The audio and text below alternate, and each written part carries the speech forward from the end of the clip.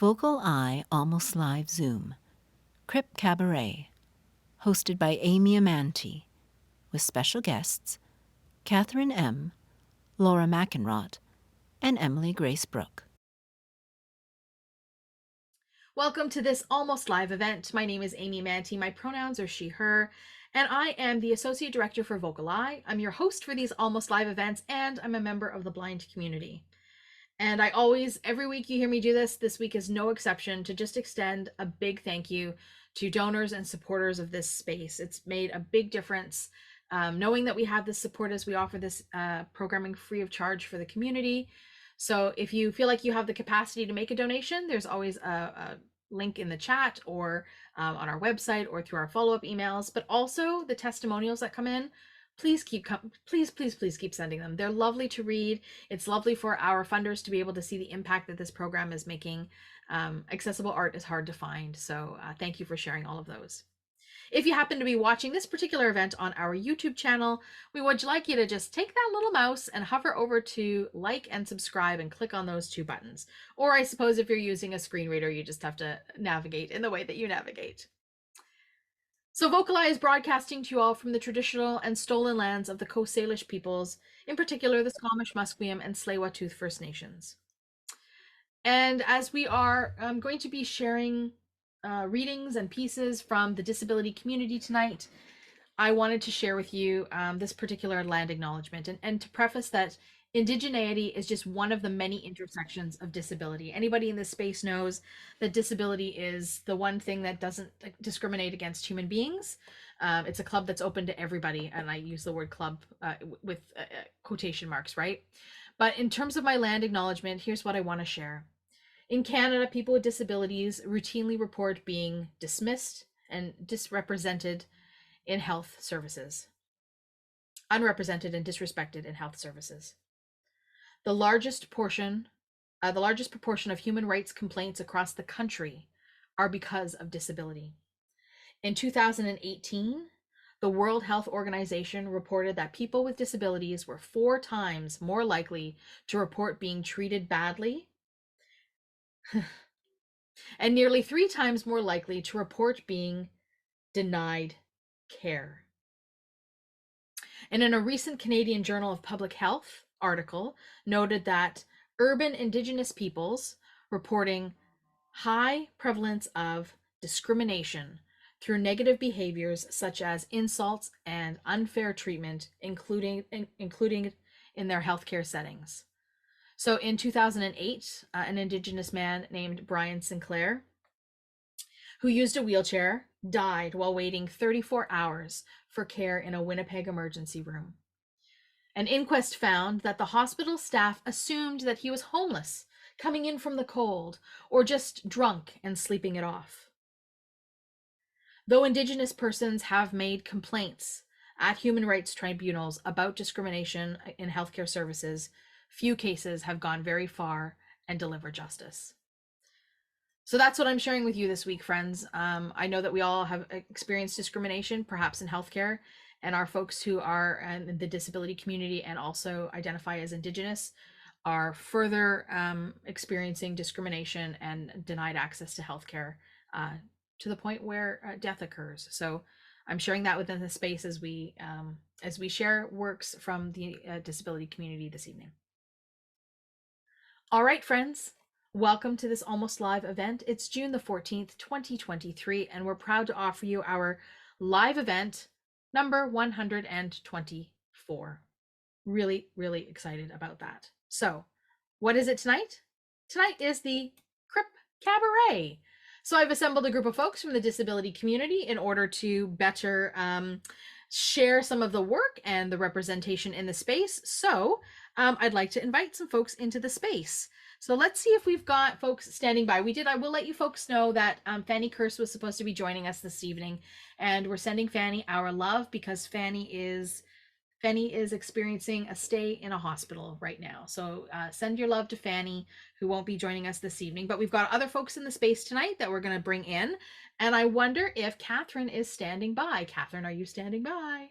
Wonderful. Awesome. Thank you, Katherine, for joining us this evening. And thank you for offering to read a second piece tonight so that we can help support Fanny in her experience and her recovery, because it's difficult. I think any of us in this space know what it's like to have to stay at a hospital. Nobody wants to do that.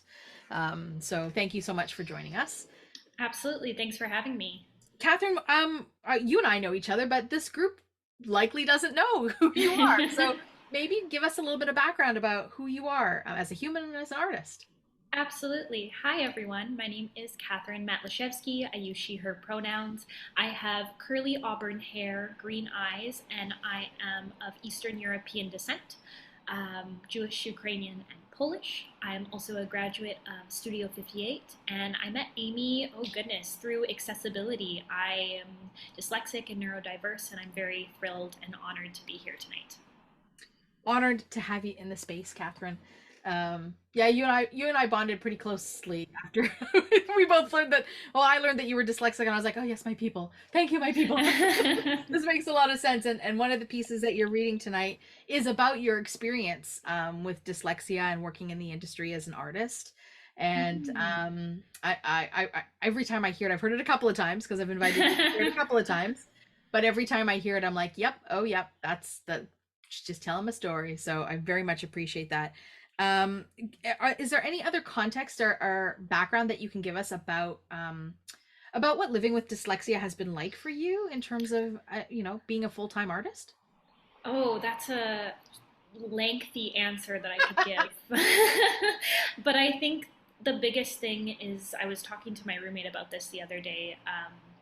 But living with an invisible disability, she just gave me a thumbs up across the room. Uh-huh. Yeah. I have her in my corner physically and in my heart. But the challenges within living with a disability that is invisible, and while it is a privilege and I'm able to walk into the room as an able-bodied person, I don't appear to have a disability until people look a little closer or I tell them what my challenges are. Not challenges, rather, but my accessibility needs. So, yeah, I think that is the something that I'm currently exploring, and exploring when and where to disclose, and becoming more confident in disclosing and not being ashamed to ask for support. Yeah, I think that's a anybody with a disability is on a similar journey about disclosure and about when to do this. There's a lot of stigmatization around it, and so depending on whether, like you said, Catherine, you have the privilege of not like of passing, right? Passing as able-bodied if you choose to in a space. When you see my white cane, or if you see somebody's guide dog, yeah, we don't have the same sort of level of privilege of being able to do that. So we're outed right away. Mm-hmm. But I also think that all, like you said, it means that, okay, let me backtrack because this now you see my I neurodiversity said a showing. lot of things. Yeah, my neurodiversity showing, which is that because in my own life I've got the visible and the invisible disability, and so Mm-hmm. the things that people don't see on me are quite impactful, and there's a lot of labor that goes into saying, oh, can I please, like, this is what I need. Mm-hmm. So in your journey in learning how to be better equipped with asking for access needs, and what is it that you have found has been the response from people when you ask? Are you getting support, or are you getting people that are questioning you and asking why you need something because you look, air quotes, perfectly fine, right? I think it's definitely a range. I went in for a commercial audition a month ago. I think it was a few months ago, or at least a month ago. And what happened was I went into the space. It was a callback. I was given the script ahead of time, and I was like, great, awesome. I got a callback. I can go in person. This is going to be great. I worked so hard to memorize all the lines. I came into the audition. They changed the entire script about 5 times within the process of waiting 2 hours. Um, and then prior to entering the room, the directors came out and changed everything again. So I then went in the room and was like, I was told, oh, yes, and Catherine, you're going up first. Here's your partner. Do this, this, this, this, this. And for my neurodiverse brain, that's a huge challenge because I need time to process the information. I ended up completely blanking, forgetting all the script because it had been changed multiple times on top of pressure, on top of new environment, on top of lights and over sensory experiences. And so I had to say, hey, I'm very sorry. Could I please have the script? I'm dyslexic. I need some accessibility support. And I got looked at with the most, I felt the most judgmental eyes into in the space. And I don't regret speaking up and asking, but I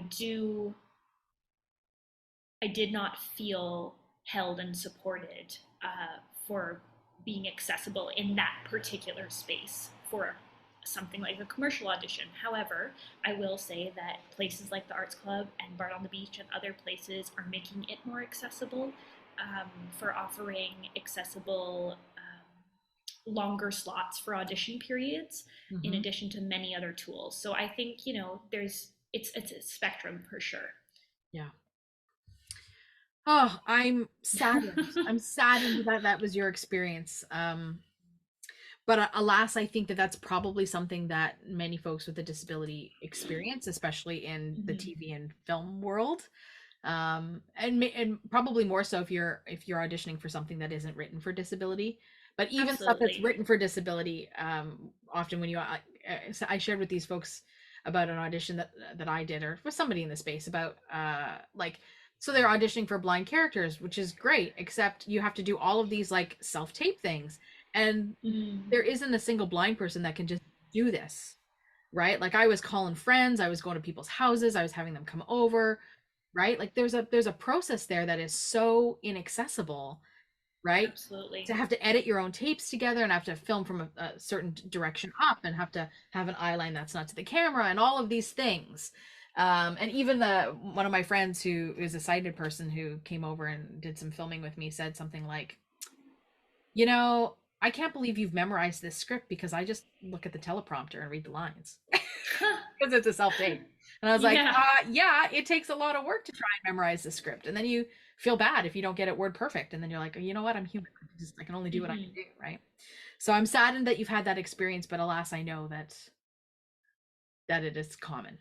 And at the end of the day, it was a commercial. It's not the end of the world. I ended up the next day, I found out I booked something for a movie. So awesome. all is well. So that experience on set was amazing. I had the best time. So there are places in film and TV that are accessible. Do you get to tell us what movie you booked? I cannot, but I have already filmed, and I will say that it will be released for Hallmark in February, January. Yeah, January, February. I mean, wonderful. Did the little flip there. Congratulations! Thank you so much. Yeah, let us know when it comes out. I will. I absolutely will. It's going to be a blast. Great. So you have a couple of pieces you're going to read tonight. You want to talk about the first piece and then jump? Yeah, absolutely. My first piece. Even you were talking though about the medical system, and that's definitely going to be talked about in my second piece. However, in my first piece, this is called Confession of a Dyslexic Actor. I wrote it for the Arts Club Crip Cabaret, and I haven't edited it since. I keep wanting to and changing it and change it, but I haven't had time for that. So here we are. You're your own worst critique, Catherine, because I think it's perfect, but thank you. I digress. All right, friend. Well, I'm going to disappear and give you the space. Great, thank you. Okay, this is Confession of a Dyslexic Actor. I am a paragraph without punctuation. I am words that perform pirouettes on every page I cold read. I am the blurry numbers the optometrist tries to make you see. I am Times New Roman size 14 font, printed in black ink, and double-spaced, please. I am silly spelling mistakes that have been drowned in red ink by my 5th grade teacher, and spell check is my life raft. I mix up your from your, and where from where, and how from who, and I still swap left from right. But it isn't because I am forgetful or that I am lazy. It's because my brain is wired differently and my short-term memory is hazy. Slow, stupid, dumb, disabled, I never consented to any of those labels. I am told that I should hide it, keep it hidden, and be discreet. No one will ever hire you if memorization is such a feat.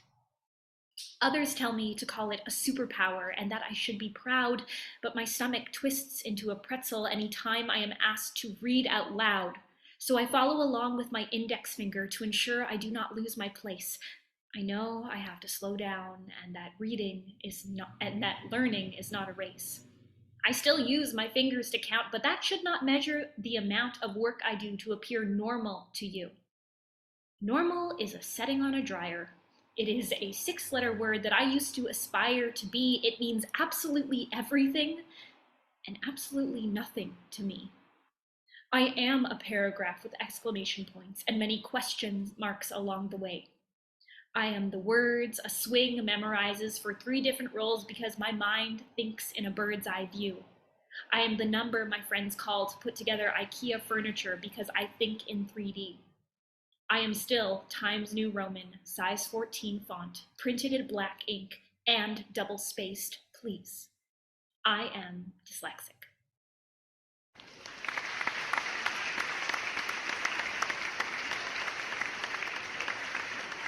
Very nice, my friend. And you want to edit that?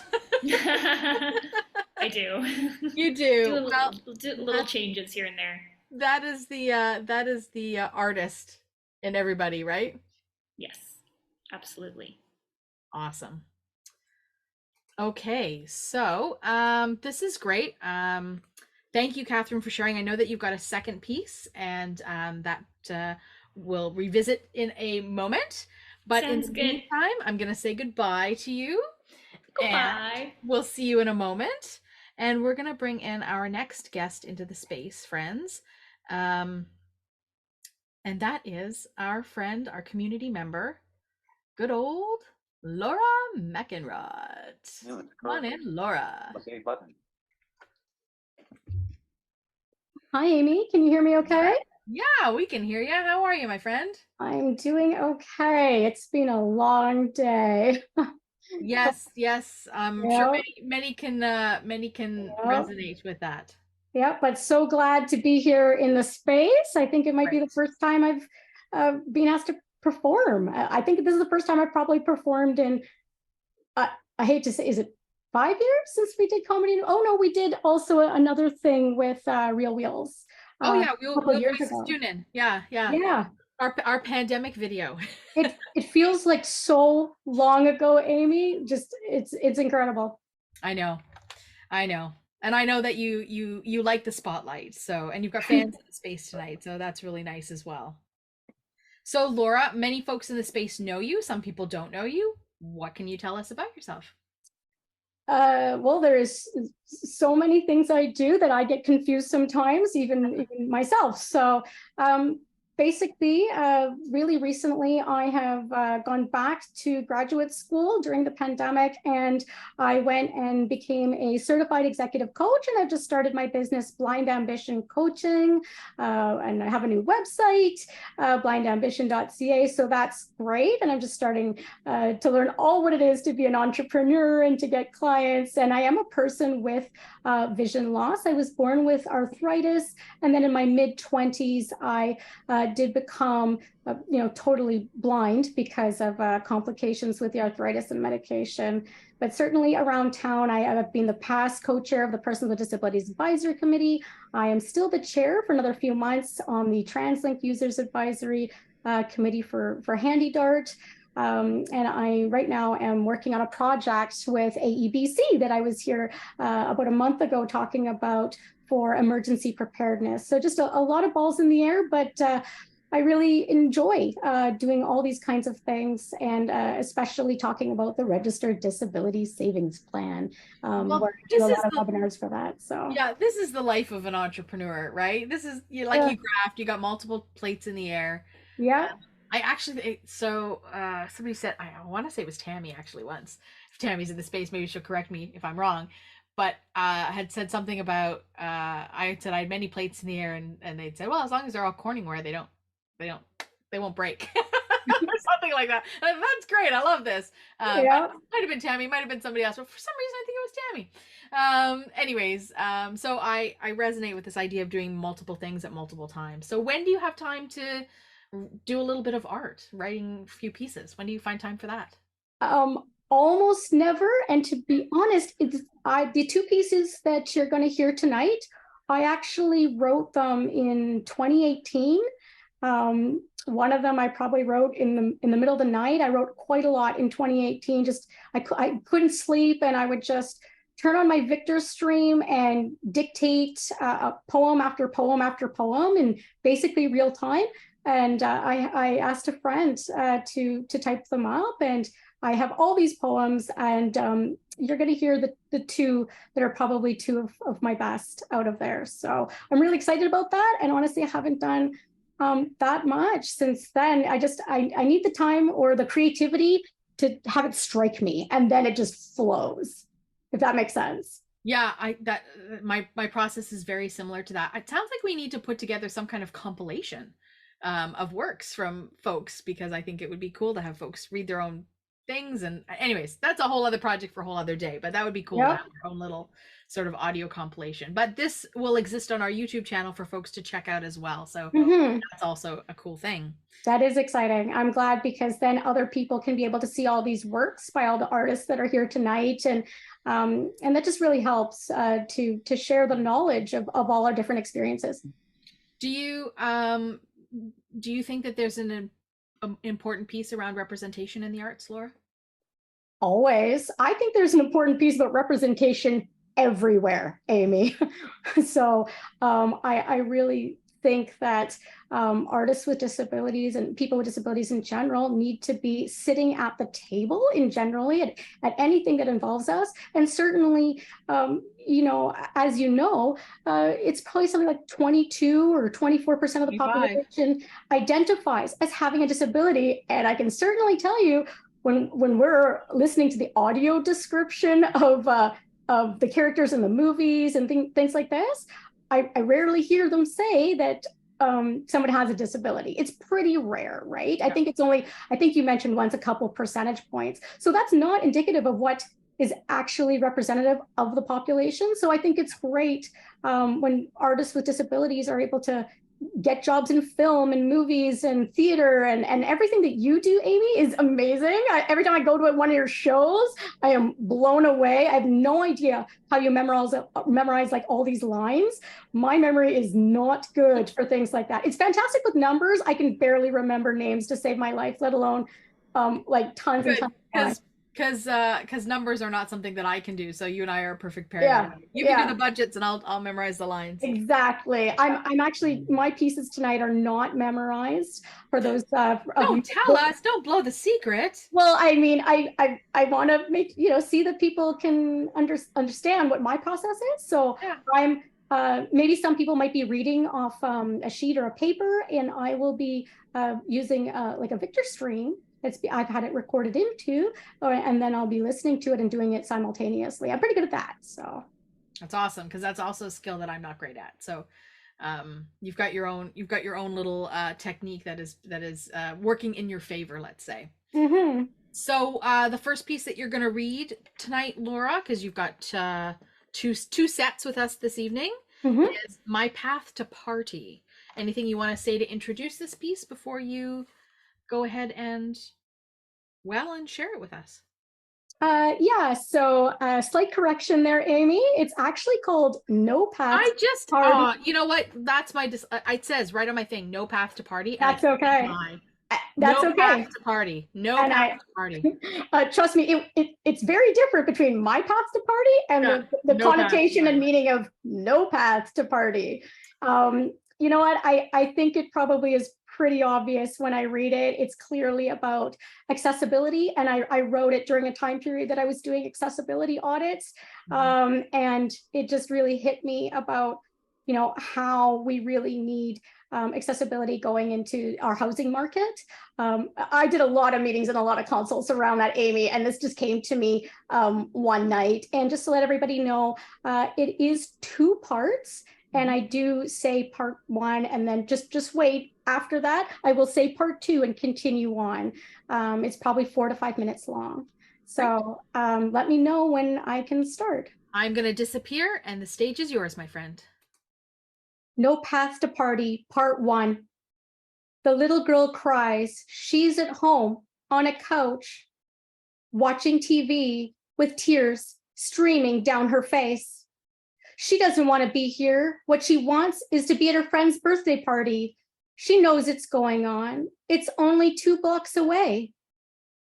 In her mind, she can see the other little girls all arriving, walking up those tall stairs, presents in their hands, walking through the balloon-ridged entrance door. She knows they'll have a lot of fun. Cake, presents, laughter, and smiles. But she's not smiling. She's crying. She wants so much to be part of the party, to join in the activities, the laughter, and the fun. But she can't.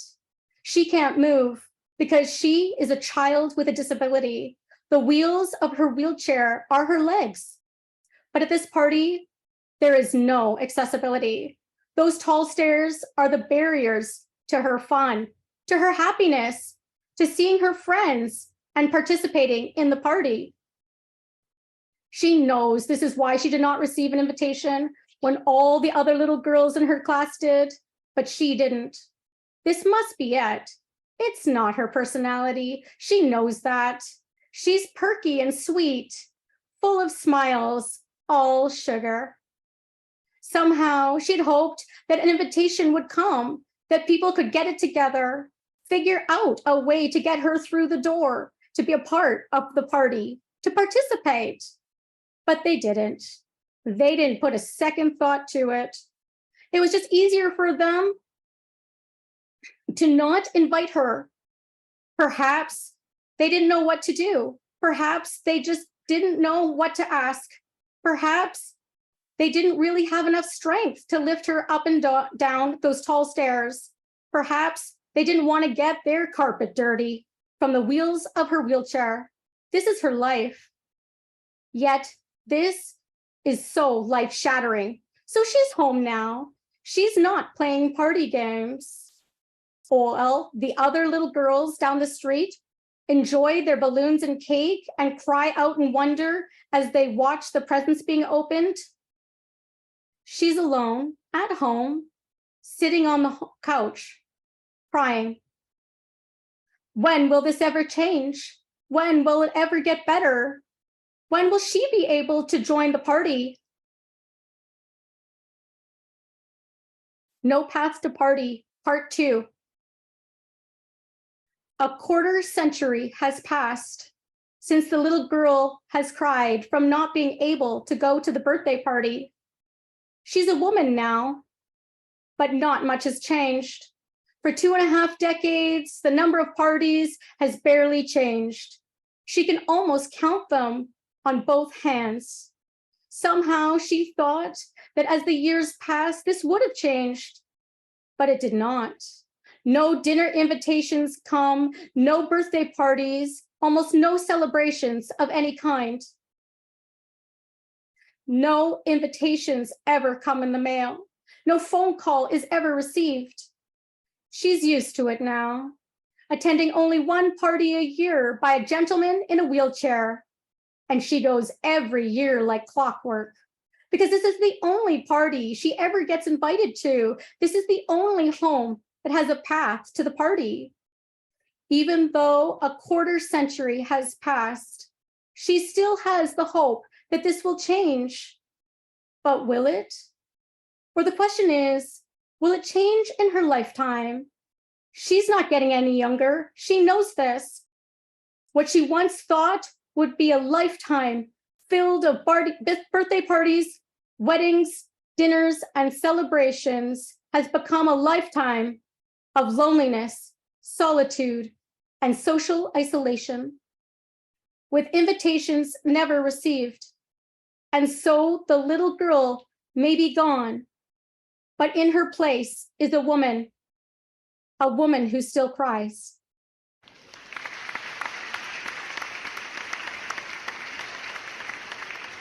Thank you, Laura, for sharing that. I know I called it My Path to Party. I get why it's No Path to Party now, but now I'm wondering if my slip, I don't know, it's a Freudian slip. Is this your story?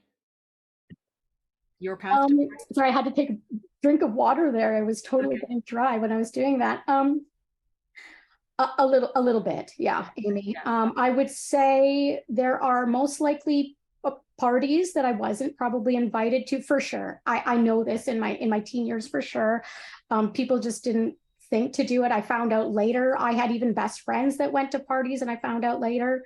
It was really quite heartbreaking. And throughout my life, it seems to be a little bit of a thing that has happened. And I'm not kidding when I say that that one gentleman that has the ramp to his house, I have gone several years where that was literally the only time I was invited to go out to something, and that person knows who they are.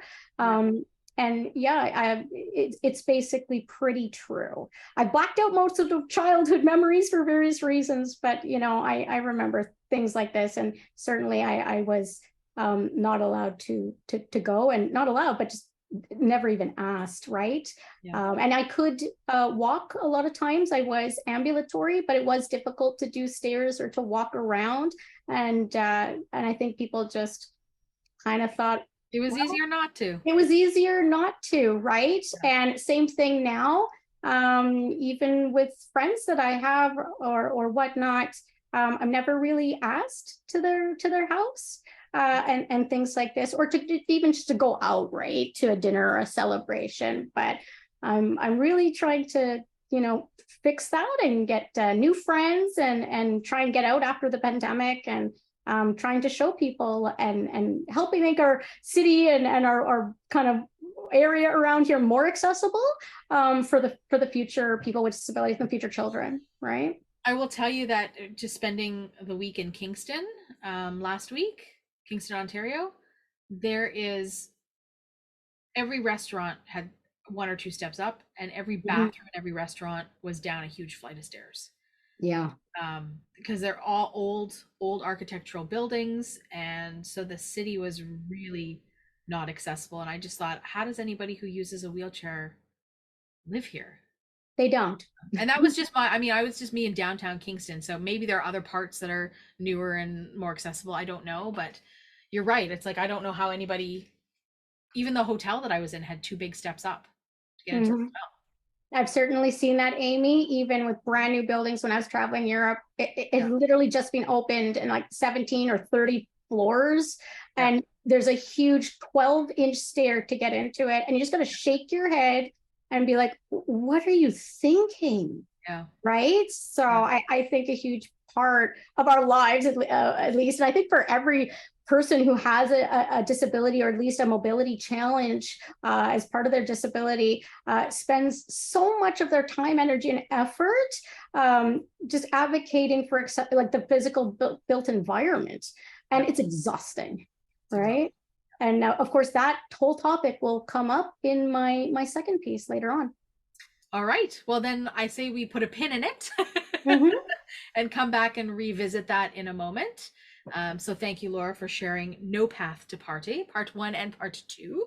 And we'll transition into our next sharing, which is just an introduction that I'm going to do for Greg Labine, who many folks know Greg Labine, and has given us permission to share a couple of his YouTube videos tonight. Greg is a hip hop artist, musician, does fabulous music. He's a wheelchair user himself. And these music videos are what he wanted to send along was mostly he wants you to listen to the words. The content is, him in his wheelchair, and there's not the same sort of storytelling vibe as in some music videos. So activating with your ears and listening to the words of his song, he really wants you to receive his message. So sometimes he writes about disability. Oftentimes he writes about family and love in a hip hop way. So I would say that with no further ado, I want to play Beautiful. And so Rick, when you're ready, hit play on Beautiful by Greg Labine.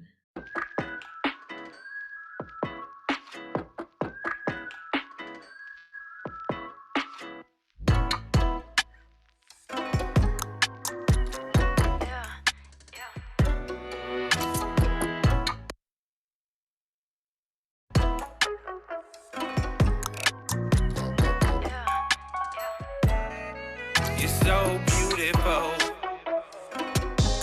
and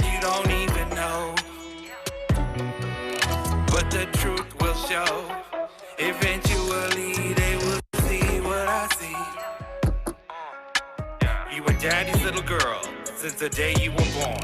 Had your own little world, so you were safe in the storm. Even when it rained and it poured, you would just play indoors. When the sun came out to shine, you run outside with the boys. And without fail, about supper time, you sat in daddy's lap to cuddle, tell each other jokes and laugh. He told stories that took you to another dimension, and you would pay attention intensely at everything he mentioned. Even though he made it up most of the time, you saved it up in your mind and your heart. And those were the times that you thought would last forever. And still you remember, but somehow feel like you never measure up. You're so beautiful, and you don't even know. But the truth will show. Eventually they will see what I see. As you grew up, you got older and such, and the kids in school would scold you, which made you colder. With a boulder on your shoulder, you're holding a crutch. It's tough when you don't believe you're beautiful enough. The years passed, daddy passed, may he rest. Your heart sank and fell apart, and now all you got left is memories, and you'll never forget the way he made you feel deep inside of your chest when he said, my youngin' is becoming a beautiful Wonder Woman. God's woman, beautiful Wonder Woman, my youngin'. You're so beautiful, and you don't even know. But the truth will show. Eventually they will see what I see. You're so beautiful, and you don't even know. But the truth will show. Eventually they will see what I see in you.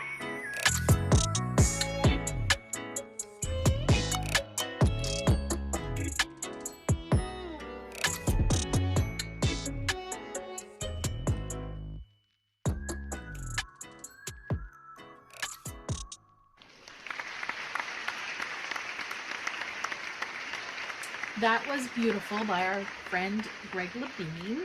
I'm a really big fan of Greg's music, so I hope you all check him out. He's got a lot of stuff on YouTube and Spotify under Greg Labine. So and we'll share another hit of his a little bit later in our Crip Cabaret. So stay tuned for that. In the meantime, I'm going to welcome in our next performer. That's Emily Grace Brook. So welcome, Emily, to the space. Hi. Hello, hello. Right.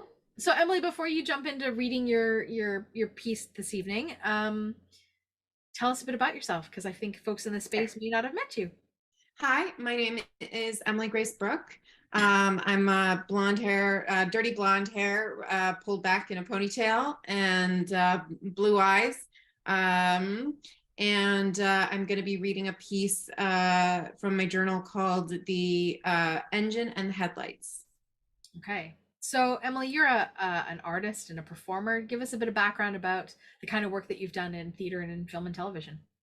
Well, I've done mostly acting, but a little bit of writing in small theater, and a couple of short films I've written as well and acted in. And I'm recently started trying to build my demo reel for voice acting and things like that. So I write both scripts and written pieces, prose pieces like that you'll read here tonight. I think there might have been some folks back in, Laura said, was it 2016 or 2017 when we did Comedy on Wheels? I can't remember what year it was. Maybe it was 2017, but it's like time is a blur for me, where you did some stand-up comedy. So are you still doing some stand-up comedy as well? Yeah, a little bit. I recently performed some stand-up. The first stand-ups that I've performed in years at the Freewheelin' Festival open mic down at the Roundhouse Community Center. Yeah, that was a Real Wheels festival that you performed in as one of the Academy members. Tell us about the Academy. The Academy is wonderful. It's been a really big help, and we're going into our third year. and just finished our second year fourth term, which was a voice acting workshop. So the Academy is something that Real Wheels offers, which is professional acting training for folks that live with disabilities. Mm-hmm. Yeah, this is great. Yeah, a lot of really like high quality teaching artists that are in the community who are able to pass on their knowledge about, well, like Emily said, like voice training and movement training and acting and all that kind of stuff. So, and I think the Academy is going to be doing another intake this fall for new students. So if anybody in this room lives in Vancouver and is interested in learning about acting, reach out to Real Wheels. Well, I'm glad to hear that your time there has been joyful and that you're learning a lot. I'm really excited to hear that you're getting into voice acting. It's one of the things that I love as well. So, and it feels fairly accessible, although there have been in some studio spaces I've been in where there would not have been space for a wheelchair user, because you're a wheelchair user, right? So the folks in the space know what your lens is. Yes, yeah. I'm walking a little bit more, but I'm still a full-time wheelchair user. Right. And you performed a piece at the Vines Festival last year as well. What was that experience like? A piece at the Vines Festival. Yes, it was interesting. It was a good learning experience for sure. Yeah, Vines Festival is an outdoor festival, so they had some low vision friendly days as well. I think they're going to do that again this year as well. So, which will be nice for folks if you are blind or partially sighted and want to go listen to just like what we're doing here, sort of more written in music and that kind of thing, as opposed to movement and dance and more visual things, I suppose. So, Emily, the first piece you're going to read tonight is called what? The Engine and the Headlights. The Engine and the Headlights. All right, my friend, I'm going to disappear and leave you to the stage. As soon as this day began, I knew. The headlights are out, but the motor is running smoothly. It begins at precisely 10:30 a.m. I wake and scrunch my face, curiously free of its usual dry tightness. I take my pill, feed Mimi, do skin, drink a full liter of water, make a healthy breakfast and clean it up. Say hi to Cassie as I finish a 20-minute arm workout. Clean Mimi's litter, lay fresh baby carrots in a sandwich bag and a spoonful of tzatziki for a break snack. My motor sails to work, even as my mind fogs with thoughts of my mistake. The fog looms larger as we go through class. I even shudderingly mutter no when Harmony asks Bobby if she would like to try an exercise. But I do my remaining 2 4-minute stands and ask Cadence to remind me to do a try run to DABC. I peer excitedly into the nondescript beige lobby of Vancouver House and beam as I realize it is not only wheeling distance to class, but to my home. I know I'm doing well. The headlights flicker faintly as I weave through bikers making their way to the seawall. Around Science World and past the manicured patches of grass, a little boy in a Paw Patrol shirt, jeans, and no shoes or socks cries alone on the concrete path between the grass. He cries and cries to everyone and no one, and he cries for his mom. I think of Chase, of myself and my mistake, and every horrible baby found in box, bystanders barely bristle headline I have ever read, and my engine revs. Are you okay, hon? I say, as this child continues to cry as if he doesn't know where the person he cries for is. I continue to catch up to him. What happened to your mom? Can I help? The boy starts running away from me, still crying for his mom. I understand both that this boy doesn't want my help and that I'm not totally sure he needs it, but also that he is now crying and running right next to one of the busiest intersections in the city. Hun, wait, I say, frantically searching for anyone around us to recognize what's going on and help me help this boy as he runs faster and faster around an installation just outside Science World, screaming, Mom! Until finally I lose sight of him. I panic briefly as I spot him wrapped in the arms of a man kneeling next to a woman holding one tiny pair of shoes as her husband struggles to put on the matching socks. Oh, so you're his parents? He's okay? The two parents calmly reply, yes, we were watching him from afar. I nod politely and wish them a good day. My motor carries me smoothly on as my mouth responds to the headlights. You were watching him from afar? You don't watch a precious little boy like that from afar. I sputter from the mouth as my engine carries me all the way home. Immediately picks out a bottle of water, and my journal and pen begin to write the day. The engine runs smoothly, even as the headlights black out. Thanks, Emily. Thank you. Oh, that obviously is your life, your experience, because you referenced going to class and some folks in class and your cat Mimi. What's your process like when you write something like this? Is it because I'm guessing, this is my assumption, that literally you came home and this just like vomited out of your mouth onto the page, right? Yes. Is that always what your process is like? Or Often. I can be someone who can be more planned about it and more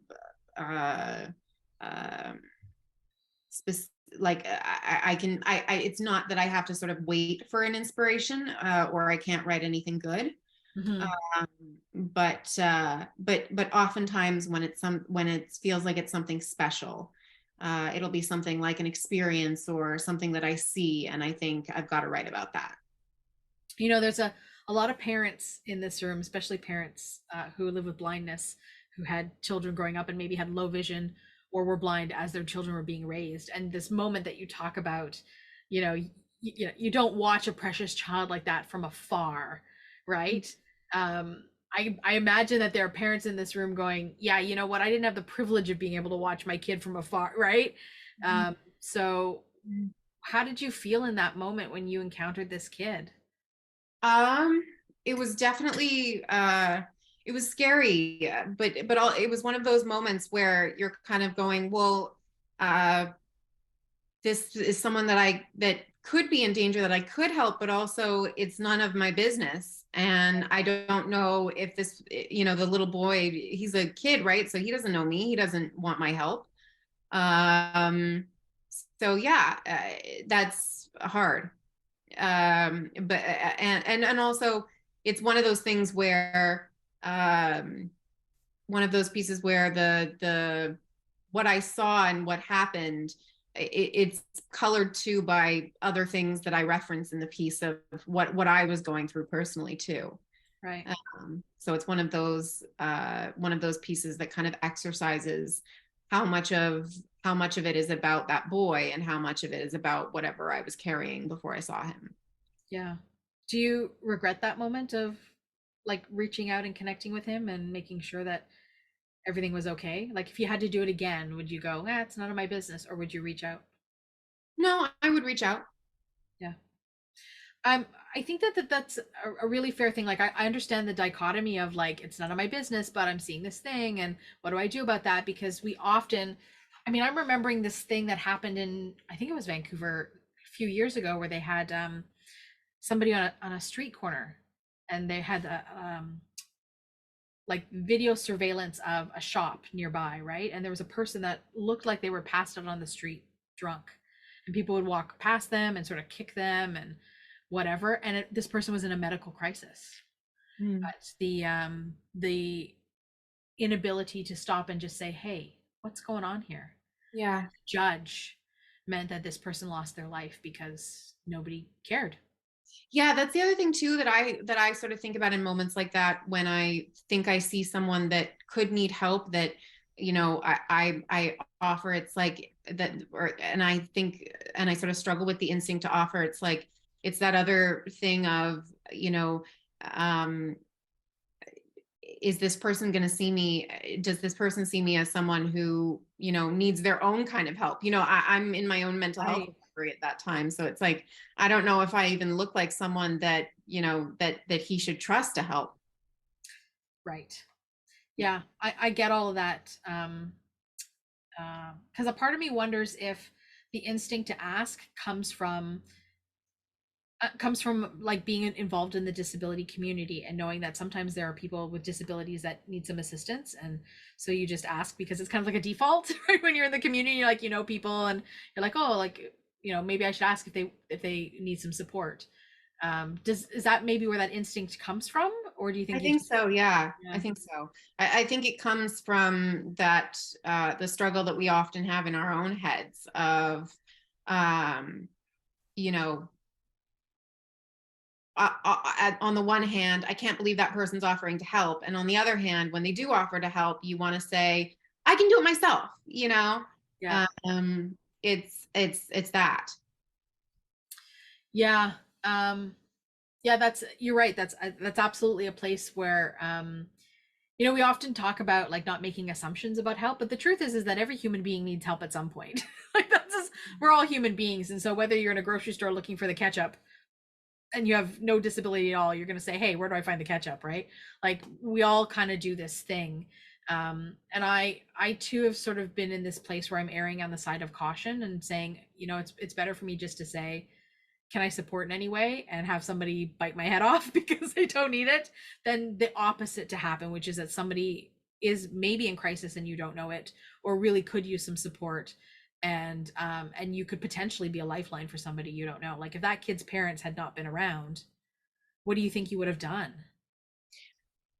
Yeah, that's the thing, right? Because, you know, then where would I have found him, right? If I didn't find him in the arms of his parents, would I have potentially chased him right into the traffic? I don't know. Hopefully I wouldn't have. Hopefully I could have caught up to him, but you just don't know, right? Yeah.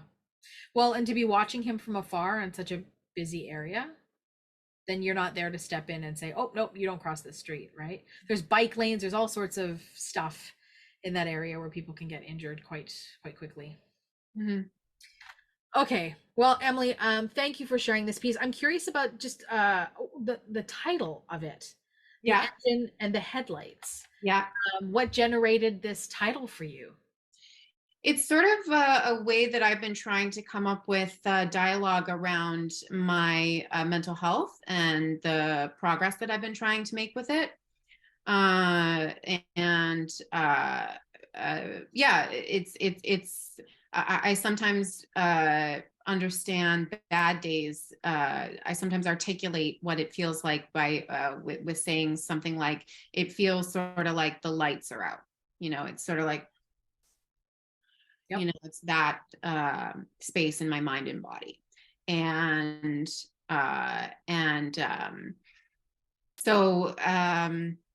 actually a lot of folks with ADHD, particularly if you tend towards, which I don't, I tend towards the more inattentive type, but folks tend who have either a combination or a hyperactive ADHD, that sometimes you can report that it sometimes being driven by a motor or as if driven by an engine kind of a thing can sometimes be sort of like a description of the experience. Right. Thank you for sharing that. I think it's very powerful for you to represent in this space. So I appreciate you sharing your work, and I know that you've got another piece that you're going to share a little bit later. So with that in mind, I'm going to say goodbye just for the moment.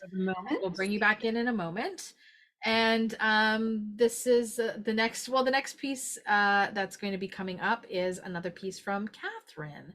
So let's welcome Katherine back into this space. Welcome back. Hello. So you've got a second piece to read tonight. So Yes. Tell us a little bit about this piece before we jump in. Absolutely, yeah. This piece is from my solo show Disclosure, and it's about the process of healing and challenges in the medical system, especially after recovering from an assault and the lack of trauma-informed medical care in the medical system. Yeah. Katherine, are you able to share a little bit about your experience with this, like creating the solo show, why you created it, a little bit of background about that?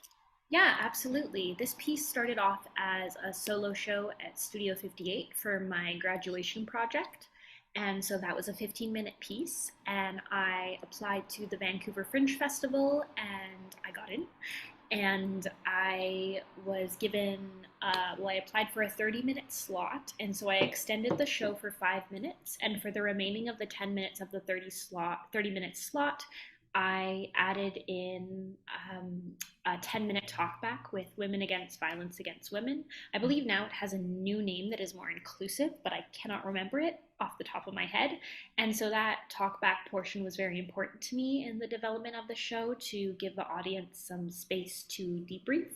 I will say that this piece, Disclosure, is interdisciplinary work. It involves poetry, spoken word, movement, and voiceover acting as well. So it's a combination of all my loves of theater, to somehow communicate at least what part of my experience was in dealing with the medical system, and continuously told to retell my story, or asked to rehash everything that happened. And I'm sure anyone with a disability who has ever had to explain or go to the hospital or ever ask for accessibility and were questioned, I think can probably relate to this show, because it has many layers. I myself have gone to the hospital multiple times for my own health, and this was just the cherry on top, dealing with something that was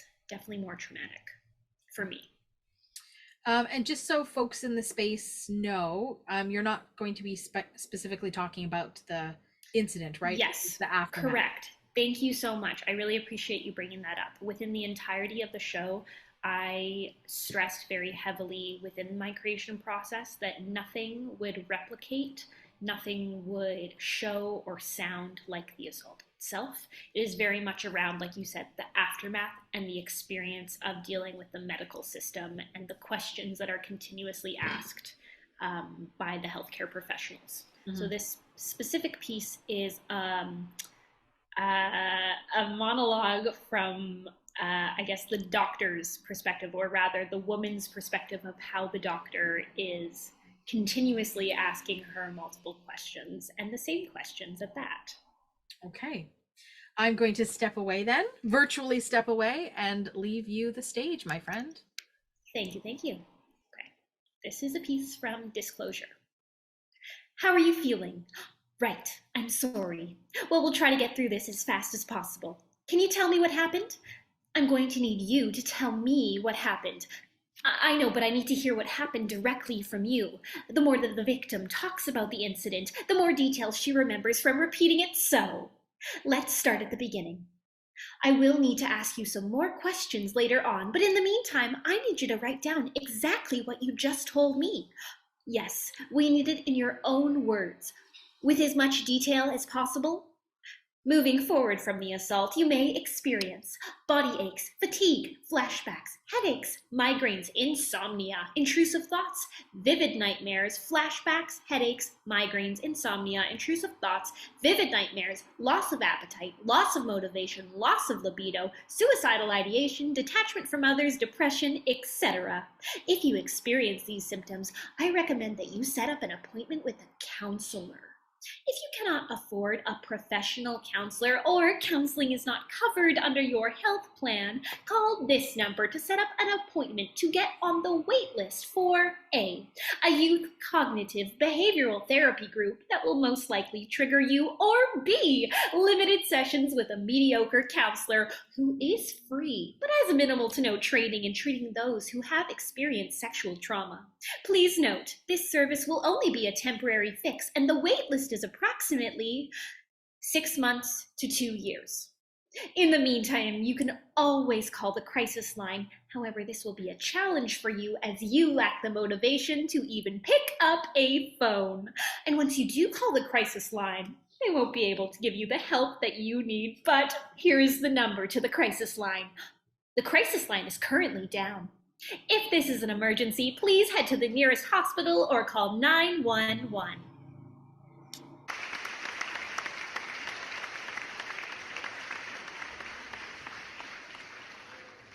Yeah. So you read this piece in this coddling voice. Yes. And I wonder if, yeah. Okay. So yes, I do. is this a part of the creative portion of this piece and how you wanted the voice of the doctor represented, or was that actually something that was experienced? Both. Both. Definitely on one hand, it being continuously, I guess, I'm having challenging word. I'm having a challenge, but I guess coddle and to baby. Uh,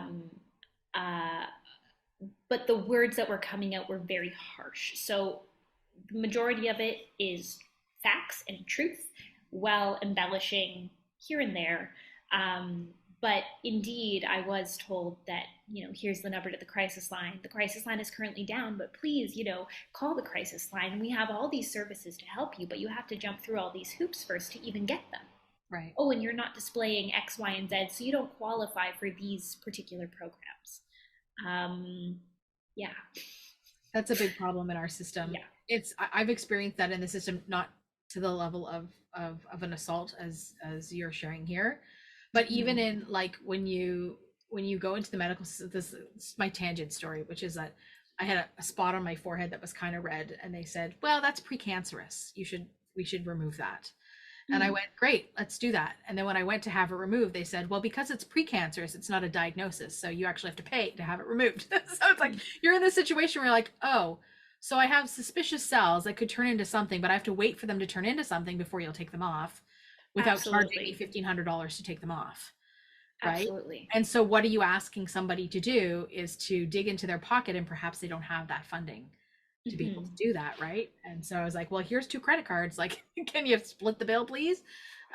Because I don't want to wait until that time comes. Absolutely. So I hear this in the tone. I wonder for you, when you write a piece like this, because it is close to you as a human, how you read it without feeling like personally triggered again, personally harmed. That's a great question. I wrote, the process of writing the show was a long process, but I will say that I had the container and the space and the support for me to write it.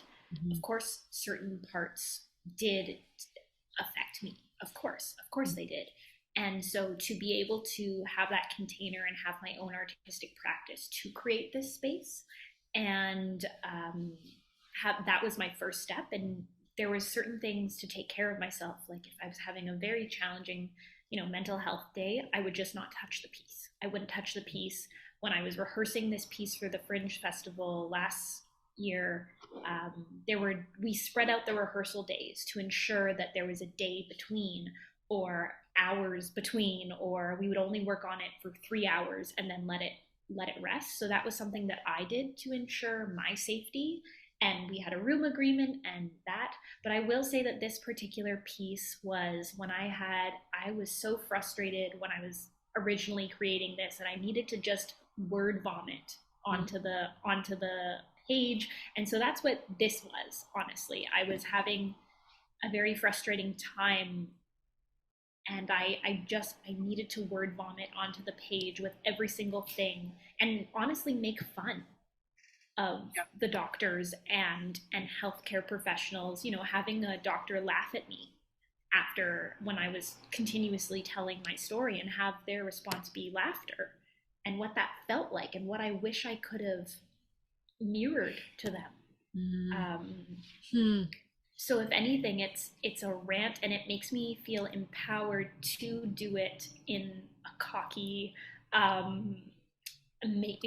like funny way, because it when I was first rehearsing this, and my lovely director Jane Heyman got me to do it so many different times and in different ways, like do it really angry, do it like you're trying to prove a point, do it completely deadpan, do it completely smiley, and find where it hits. And there's certain parts in the poem, again, like I'm not performing it right now, I'm just reading it in a cheery attitude, but in the sense of, oh, here's the number for the crisis line is currently down, and what what shifts when it's like the crisis line is currently down. If this is an emergency, please head to the nearest hospital or call 911.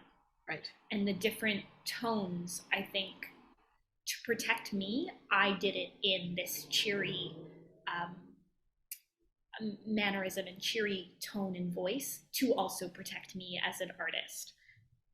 That was a long answer, but no, that's where totally fair. my brain goes. And I want to give the space for that because I think it's totally fair. Again, we often, creators of their own work are often writing from experience, right? Folks in the disability community are often writing. We had Jennifer Bergman in here, who you met at the Crip Cabaret that I did at the Arts Club. And she shared a couple of her pieces.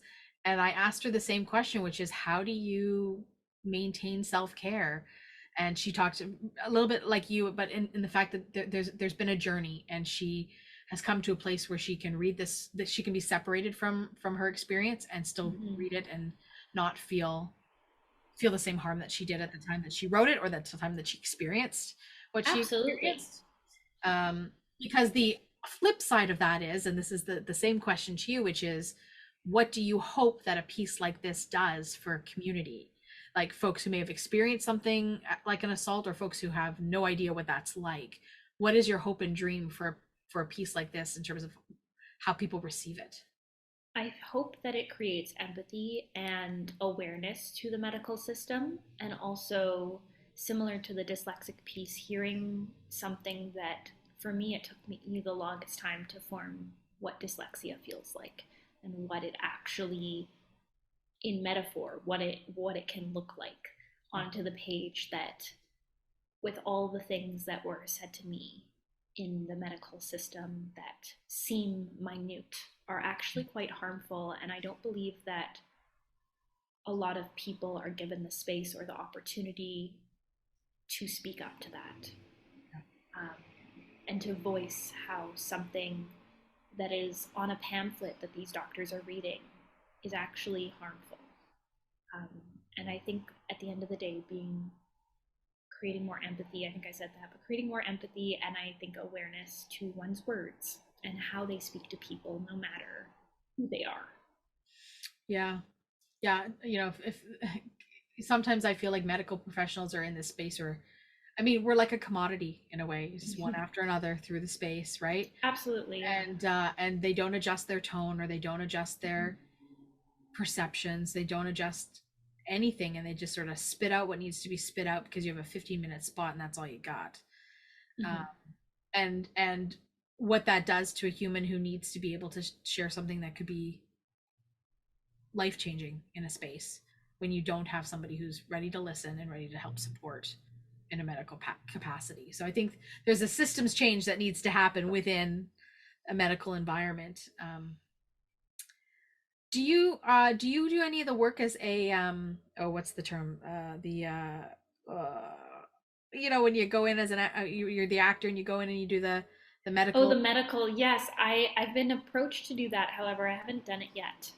So for folks who don't know what we're talking about, some actors take on jobs going into medical environments, and pretend to be patients. So the doctors pretend to be pregnant, or pretend to have appendicitis. You're given kind of a diagnosis, and you go in and you kind of test a doctor's bedside manner, so to speak. Honestly, I think the amount of times I've been in a hospital, as much as, again, I've been asked to do this before, I've been approached to standardized patient. Sorry, just that's what it is. Standardized patient. Yeah. As much as I've been, I think it's great. I think it's an amazing thing. However, with the amount of challenges I've had within the medical system, I think that is something that would harm more than help. For me specifically. And while I would love to be that person, currently I think in where I am right now, I would like to stay away from hospitals as much as possible. And I'm sure multiple people can relate to that. It's totally fair. It's totally fair. And of course you can understand that the reason I'm asking it is because with this type of experience, there may be at some point an opportunity to say, wait a second, do you realize that you've just done harm to me by responding in this way? Right. And so I think that is something that perhaps many medical people don't No, I don't know. They're humans. They should know. They should know. Well, it's interesting that you bring that up because last year I was exploring options. I was approached by UBC to see how UBC's nursing program to see how we could use this show for some sort of training. However, that requires grant money and other things that I'm working on. But TBA. So hopefully. So that could be a what's next for disclosure then. Yeah, absolutely. But I'm laying it to rest. It's been, I think, since last summer since I really picked it up. Also to give my heart time, to heal among many other things that are going on in my life. So yeah, I haven't actually read anything from it since the Crip Cabaret. So it was nice to just pull it out for this special occasion. Revisit. Well, thank you for offering it in this space. I think it's important work. I think that I hear in your voice that sort of that piece of empowerment around reclaiming the experience. And I hope that other people are thinking the same thing that you're wanting them to think about: empathy, about understanding. Maybe. Yeah, It's a mystery. It's a mystery. It's a mystery. Yeah, people don't typically come up to you afterwards and say stuff, but if they do, I'm always, this is where my brain goes when somebody says something to me after a performance. I go, are they just saying that or do they mean that? Because you never really know. And then I think, well, why would they come up and say anything at all? Because, if they hated it, they're just not going to say anything. Well, it's interesting that you say that because I find in Vancouver theater there is this, okay, I can't say that, that's inappropriate. What I was going to say is that there is this expectation, or not expectation, but a type of shield or mask where you just go up to someone and say, good job. And I'm like, that's awesome, that's great. But I will say at the Crip Cabaret, I did have a few people come up to me after and talked about the dyslexic piece and like, wow, I had you just outlined everything that I feel, or so I think it's really wonderful for me as an artist where, again, I had written that for that piece, something just, 48 hours before because it took me that long to fully process. But how much that can impact someone. And also with this piece that I just read, having people come up to me saying, thank you. And I don't expect to change the world. I don't expect to, change anyone's life, but it does mean a lot to hear feedback. So that's why an audience is so important, because up until then, it's just me writing in my bedroom. Just me writing in your bedroom. Yep. Love it. I love it. That's exactly what it is. All right, my friend. Well, I very much appreciate you sharing these pieces. You're going to stick around for a little Q&A at the end. And so you might get some feedback from some of our folks in the audience tonight. So thanks. It's a mystery. It's a mystery. It's a mystery. We'll see what happens. Okay, so we're going to say goodbye to Katherine for the moment. And we're going to play a little audio piece, which happens to be written and performed by moi. And Katherine actually, without even knowing it, did this lovely segue when she went, that's inappropriate. This piece is called Inappropriate Questions, and is around my experience fielding off ableist questions within an everyday environment. So Rick, when you're ready, if you can hit play on Inappropriate Questions, please. Inappropriate questions. There is a natural curiosity among human beings. We all have feelings. We are all foreseeing a future of meaning. I live with disability, not fragility, but I often experience a state of hostility from the outside world, when all I seek is tranquility. You have questions? I get it. You see my life as a curiosity, perhaps a monstrosity, or even an atrocity. So you ask your questions with the velocity of a torpedo, rapid fire one after another, expecting the generosity of my reciprocity. But what if your questions are not yours to ask? And what if they are not my obligation to share, and still you dare? Why are you blind if you don't mind me asking? What is that stick you hold? What is your story untold? Yes, I am looking for the details to unfold. In an awkward moment, I freeze. This question is not a breeze, but I have been asked seemingly 1,000 times, even in this just one day. So I say, this is an inappropriate question to be asked. You are not my friend or my family or my therapist or my doctor or my pastor. You are a stranger I am meeting on the bus. What's my fuss? I know you want to discuss, but the question is superfluous. You are shocked at my response. Disabled folk are supposed to be nice and happy, not rude and snappy. You wanted to hear my whole tale as if my story was for sale, the currency being your interest. I see your fear. You don't want to end up like me, 'cause all you see is broken and unhappy and disparity, but I love my life, even though there's strife. Your perceptions cut me like a knife. There are more moments of beauty than of grief. What a relief. I can do anything you can do, just different. But I bet that you are ignorant to that idea. In your mind, I have it so bad that you feel grateful for what you have. The idea of inspiration porn is alive and well. What the hell? If I were the kind of person to dwell, I might have to ring that bell. I'm out. I'm out of this life. But not me. I am free to be who I am and to take your inappropriate questions on the chin. So, the next time you feel the slightest intention to ask your questions, even with the best of intentions, remember that my story is not yours to know. You are a stranger, and your questions can cause me danger. I'm as vulnerable as a babe in a manger, so be wise and just say hello. I'm no different than any other person, that is for certain, and our exchange can be pleasant and lighthearted and not triggering, leaving me feeling like I'm less than a human being.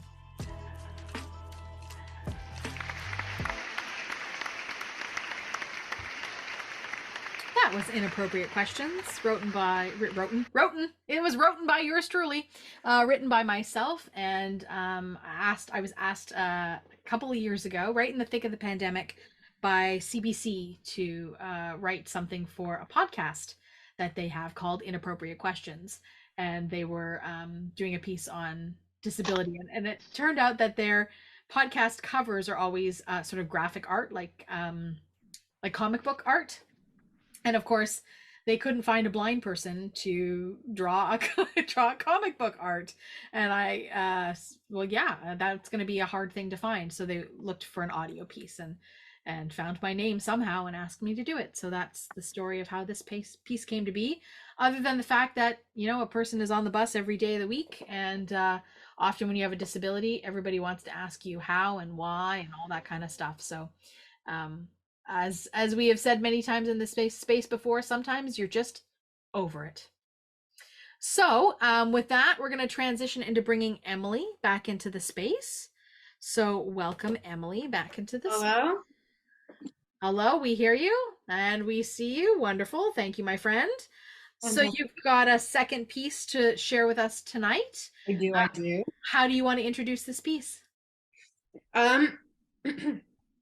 I will introduce this piece by saying that it's one that I wrote on a sort of cleaning day one day when I was just sort of looking out the window and being a bit of a nosy Parker as I spied on my neighbors on the balcony next to on the building next to mine. So I have to tell you, one of the things that I miss about my site is people watching because people are so fascinating. It's so true. Now I people listen. And you can get a lot of information that way too. I've become quite attuned to what are they talking about at the next table in the restaurant when I'm waiting for those little nuggets. Yeah. Okay, so you're in your house and you're doing some chores. And you come up with this piece. So just like the other piece that you were talking about in terms of, it sounds like you and Catherine have a similar process at times where you can just sort of something's got to come out of me. Something's got to come out and it's just going to be like a word vomit on a page. Yeah. So again, what was the process like for you writing this piece? It was the sort of the process of just watching what was going on the balcony next to mine. There was clearly what looked like a photo shoot for something like a bikini line of some sort. Oh, like okay. a project even. And I noticed them trying to set up the photographs as I was kind of going about my cleaning, and I decided to stop and write about it because they looked really interesting. Looked really interesting. And this piece is entitled? What did we land on? The Photog, the Quartet, and the Clouds. Photog, Quartet, and the Clouds. Okay. Emily, I'm going to give you the space. The stage is yours. Thank you. Alrighty. Today, I assembled and recharged a brand new vacuum cleaner. Before I noticed a quartet of beautiful young women in a line on the balcony of the building next to mine. They try erecting a 6-foot rainbow ribboned background, which immediately topples over in the wind.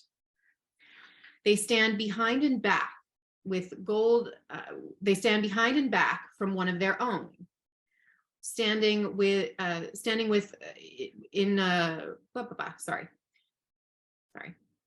They stand behind and back from one of their own, in a peach bikini,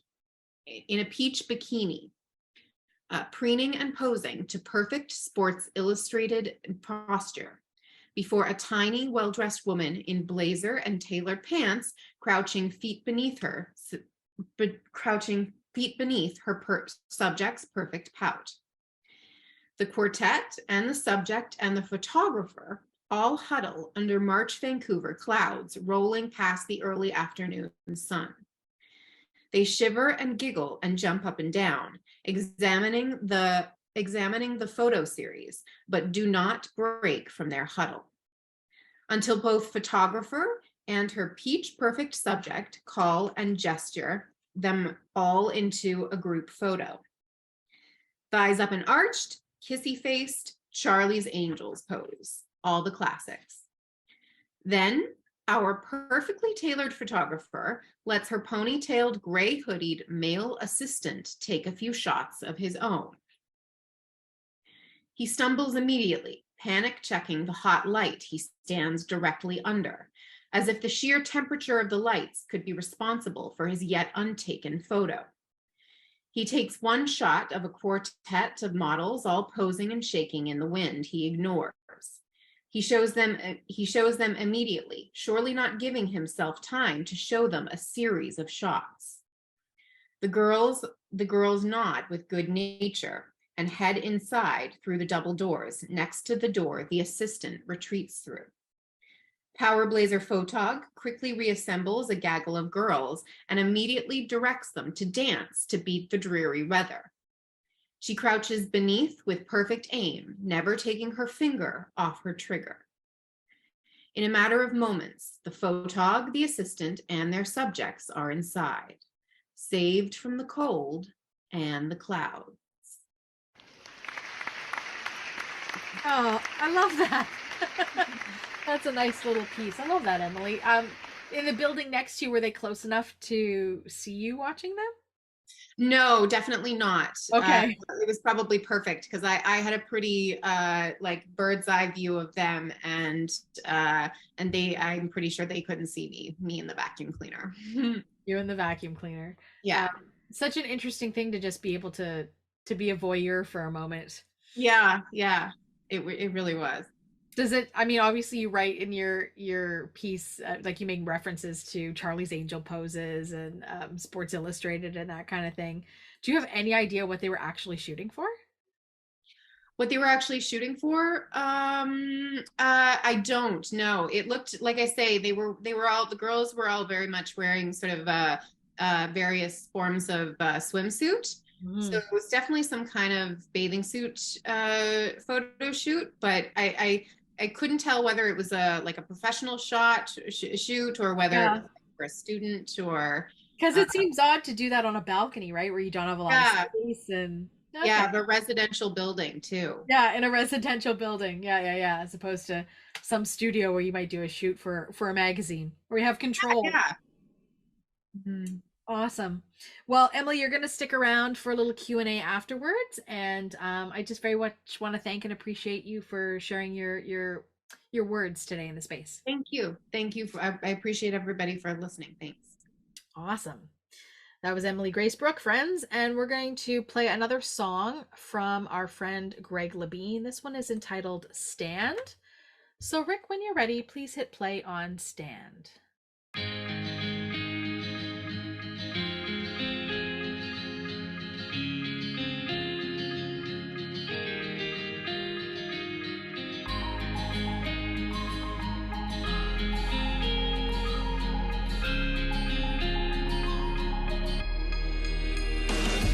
Whether moving through the crowd or cooling out in the background, all of my people react now. Back down, never that. Whenever rap come out of my mouth, ears open up like a latch. This is dedicated to those who don't have a voice and they're ready to blow. Or maybe you just can't stand all the noise and don't wanna let it out of your head. It might be difficult to edit, so you keep it bottled up inside like a big secret.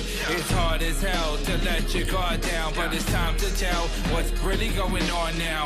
The part that make me want to shout, the other half don't know what I'm talking about. You ever had a doubt that grows and grows, attacks your inner soul, but let nobody know? Yo. All of my people in the background, get up now. Wanna be heard, hands up, get up now. By the time we stand up in the background, get up now. Wanna be heard, hands up, get up now. By the time we stand up, whether moving through the crowd or cooling out in the background, all of my people react now. Back down, never that. Whenever rap come out of my mouth, ears open up like a latch. Check in on your next of kin, cause never know what might happen when those thoughts go uncontrolled. They haunt and taunt and make you cold till one day you can't take anymore and all of a sudden you explode. I wish you would listen if you may, cause others might just have something to say. Anyway, this goes out to those who need to stand up, shout, let it go, let it blow in the wind like Nina Simone. Let it be known, yo, let it show, just let go. All of my people in the background, get up now. Wanna be heard, hands up, get up now. By the time we stand up in the background, get up now. Wanna be heard, hands up, get up now. By the time we stand up, ain't got no time, just sit around in the background, just get up now. Get up, get up. Ain't got no time, just sit around in the background, just get up now. Ain't got no time, just sit around in the background, just get up now. Ain't got no time, just sit around in the background, just get up now. Alright, stand up my people, let's do this. All of my people in the background, get up now. Wanna be heard, hands up, get up now. By the time we stand up in the background, get up now. Wanna be heard, hands up, get up now. By the time we stand up.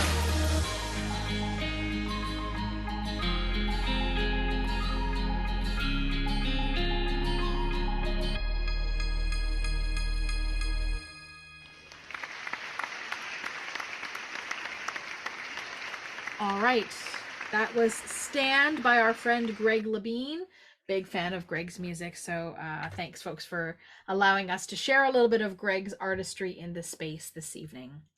All right, we've got one more read tonight, and that's our friend Laura Mackenrot, who's going to close out our presentation of disability justice and disability related works in the space. So let's welcome Laura back. Is my video on?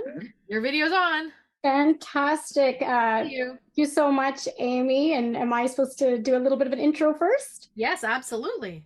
Okay, and first I want to just let everyone know, I probably should have described myself before. So I am a Caucasian woman with long brunette hair, and I'm wearing dark black sunglasses, as well as in the first piece, I was just wearing kind of a regular suit blazer, and I had actually a charm of a piece of cake on a plate that was hanging around my neck. The outfit that I'm wearing right now is slightly different. I'm actually, and you probably might not come through the video screen, but I am wearing a full-length black leather trench coat. And this is what I bring out when things get really tough in life, or I have to be in a space where I gotta throw down. And this is like, we'll call it like my suit of armor. And I think maybe that will help to put some context into the piece I will be doing, which is called Warrior. It's very fast. I actually have to slow myself down to make sure I'm not talking too fast when I do it. It's only about just over a minute long.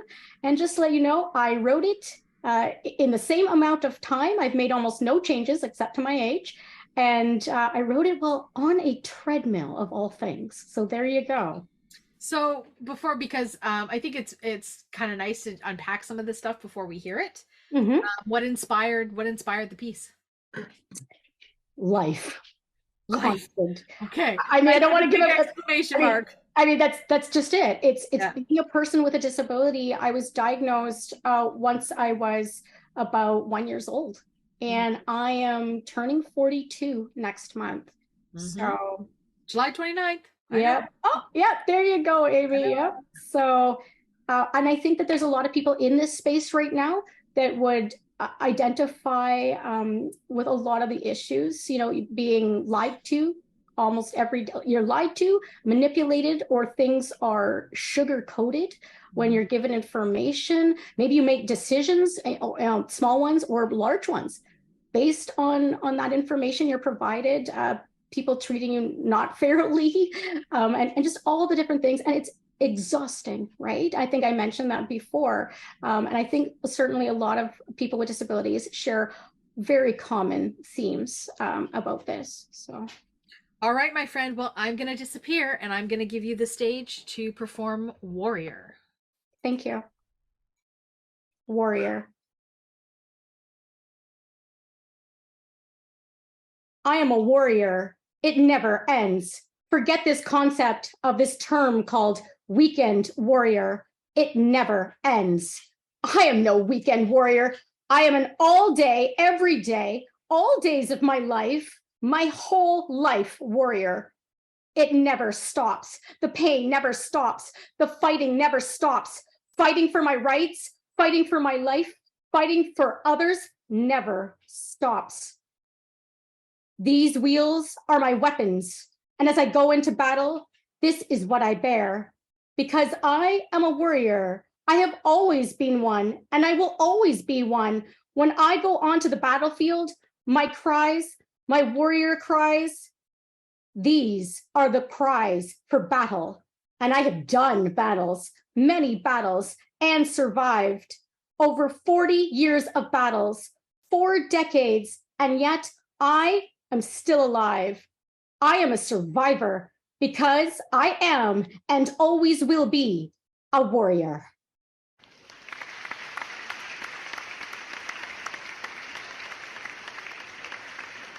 That, I think, is a nice sort of punctuation to the end of the content for this evening. So it's about my life, exclamation mark. Mm-hmm. It's about all our lives. All really. of our lives. And, you know, I wrote this 2 years before the pandemic. And this was the piece, Amy, other people probably don't know this in the space.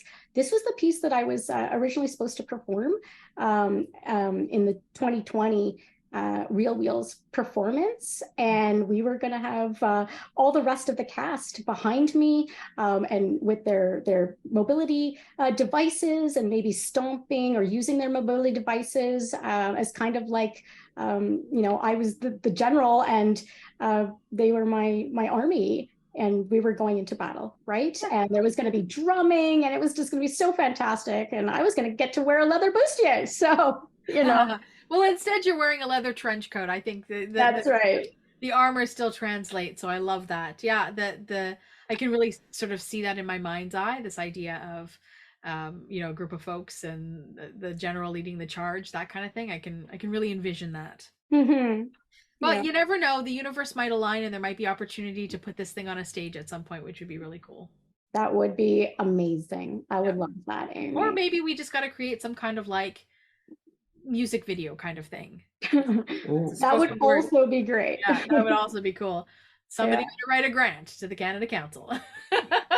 I'm not good at that. I've never done that. But if somebody wants to help me do that, then maybe we should do that. We should do that. Things to think about. It's on the list of stuff to think about, right? A very, very long list of things that never really you scratch one thing off and the list just keeps getting longer and longer and longer. Yeah, that's how it works, Amy. That's how it works. All right, friends. Well, let's bring Katherine and Emily back into the space, because we'll transition into doing just a bit of a Q&A with our folks. As our team is spotlighting everybody, this is your opportunity, friends in the space. If you have questions for any of our artists, thoughts, how you've been impacted by the work that you've experienced tonight, we'd love to hear your thoughts and your feelings about the readings. So I will ask you to use the raise the hand function. That's the most accessible thing to me. And then after that, we'll do our prize draw for tonight, which is another one of our lovely lip balms that have been generously made by our Indigenous friend who is practicing their own history and medicine. And I just love sharing her stuff. So she's also an artist, right? That's helpful. Okay, so while we wait for some hands, I'm just going to throw this out into the space in terms of what you all we started to talk a little bit about some of this individually with each of you, but I wonder about for Laura and for Emily, what your hopes are for the next iteration of your works. Katherine, we know what about Disclosure, but maybe you have something about just the My Confessions of a Dyslexic Actor, what might be next for these works. So anybody want to throw out their hopes and dreams? Did you want me to start? Sure. Yeah. Yeah. Go ahead. So I wrote a bunch of poetry, like I mentioned. It was kind of all at once in 2018, in the middle of the night, mostly, except for Warrior on the Treadmill. And it was probably about 100 poems. And these two were my favorites. They were the most impactful to me, and the ones that I thought that I could perform, and also that seemed to be honestly not needing that much editing, but they were all disabilities based. And there maybe one day when I have the time or can afford to get a really great editor, maybe then I could put it into some sort of anthology or compilation, but I don't know. I don't really have other kinds of things on the go as an artist, because that really hasn't been my focus, but these two pieces are probably some of the best stuff that I've done, as well as, of course, what I call the red dress piece. The I am a person with PWD and I'm Canadian, right? So those are my top ones, really. Yeah, that was a really great piece. You did that for the Comedy on Wheels show that we did in you're the dates, Laura, 2017, right? 2017 May 2017 with Real Wheels Theater, and Laura was in this tight red dress. We called it the rib cracker. I remember the rib cracker. Yeah, the rib cracker. And the because the theme of the play, kind of a cabaret style, was to celebrate Canada's 150th birthday. And I look back on that now, where we are today, and think, okay, interesting choice. But you did an I am, right? Like the play on the I am Canadian. Oh, I totally do. I am proud to be a person with disability, and I am Canadian. Screamed into the audience in a very tight red, Canadian type color dress. Yeah. And that was probably the best thing it was probably the only thing at that point I'd ever done. And it was the best thing I've ever done. And for me, that really just checked a really important bucket list item to perform that. And, I'm good if that's the only thing I ever get to perform on a stage, but I would love to perform Warrior. And really, if I had to focus on something in the future, that's what it would be. Awesome. Emily, how about for you? Are there things that you're working on now or things that you hope to be developed with some of the pieces that you shared tonight? Yeah, a book, mostly surrounding my mental health progress and recovery, and also working on my last year of the academy, so developing my acting and a movie script and a TV script. Good for you, my friend. Any teasers about what's in your scripts coming up? Alley Cat is surrounds a small theater darling post breakdown, and Grape is a comedy for around the subject of college campus sexual assault. Grape. Okay, there's some recurring themes in this space. Mm-hmm. Katherine, I mean, you've done a lot of work in this space. You've performed at festivals. It's fantastic work. What's coming up for you? What are you working on these days? I am working on some grants right now, but also I am very interested in working with more neurodiverse folks. So I'm hoping to collaborate with a few and possibly build upon the Confession of a Dyslexic Actor. So that's yeah, I will. Yeah. So that's along with continuous auditions and film and TV and theater. Keep plugging away and trying to make time for my art while also paying bills. Right. I know that little thing like bills, right? Yeah. We've got a hand from Megan, so let's give Megan a moment to unmute and come in and share her thoughts or any questions that she might have. That was amazing, guys. Absolutely amazing, especially when with the doctor, the like how they were treating you. Was it wasn't Emily? Catherine's piece, yeah. Katherine, yeah. Oh, Katherine, that was amazing. That really, I've been in hospital. I've never been insulted. However, I like they kind of baby you, they kind of coddle you, and that kind of thing. They diss you as a person with a disability. That's like whoa. And also remember your story about your being dyslexic. I mean, actress and knowing your line and all that stuff, and they're not supporting you. I mean, that's harsh. I mean, I'm a person. I'm a member of BC People First, and we try and help out with that because one of those things. Because that's not cool. Because bullying is not, bullying. I mean, being not supported, you need to be supported. And BC People First does support people with disabilities. I love you. I love your story, and I definitely will support you because I'm a self-advocate, and that's, and I believe in people with disabilities have a right to be supported. Thank you so much. I really appreciate your feedback. Oh, you're welcome. Actually, I'm a People First. Actually, I have the People First a little what do you call it? Hold on, let me just grab it.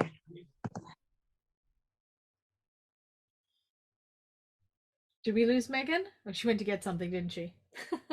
That's okay. Thank you, Megan, for sharing your thoughts. We appreciate that in the space. So, Katherine, I wanted Here to. It is. Oh, here it is. Megan's back. Go ahead, Megan. This is my. Actually, this might be able to help you in many, many ways.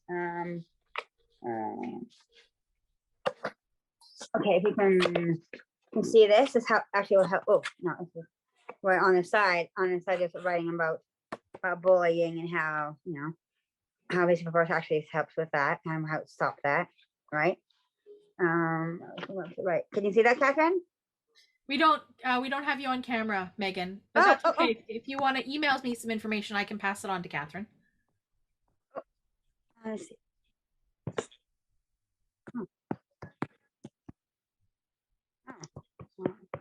Yes, Amy can pass on anything towards me. No, okay. Yeah, okay. Thank you so much. You're welcome. Thanks, Megan. It's important information to share, so thank you for passing on that information. Catherine, you started by telling us that you were going to be applying for some grant money. What is that process like? Oh, long. I luckily did receive some grant money and funding to pay back some folks when I did work on disclosure for the Fringe Festival. So I will be getting a check for that. But I will say that what's amazing about both the Canada Council and the BC Arts Council, if that's where you're located, is that they do have accessibility funding where you can apply for support for support on your grant. So you could hire someone and they will give you the money to have someone read it through. I recall, I think, Laura, you mentioned, having someone edit your work. And so there's options like that. What I will say as someone who is neurodiverse, it does take me personally a long time to formulate and write a grant. And I rely a lot of support on having friends and colleagues read it over to make sure it makes sense and to make sure that I'm answering the questions directly. I think if I could give any advice, it would be to reread the question always and make sure you're being very specific with your language to give as much detail as possible in as short amount of words. I will also say that those grant portals are not screen reader accessible. Absolutely. But they do have, they do have some support money. It's very, very small. It's like $200 if you want somebody to write your grant for you. It's $200. And like grant writers that I know out in the world are getting paid like $100, $150 an hour to write grants. It's a lot. And I will say that I personally have never applied for accessible funding because it already takes me so long to write the grant that applying for the accessible funding takes me even longer. So the best thing that I can do is, if it's available to you, to call the grant officer that you're interested in for the grant that you're applying for. I myself, it takes me way too long to read through stuff. Of course I read through, I make it bigger.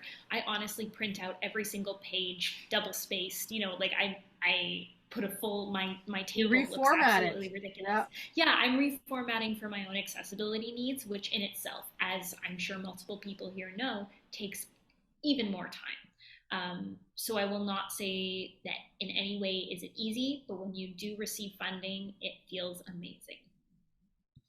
And then you got to write a report after it's all done.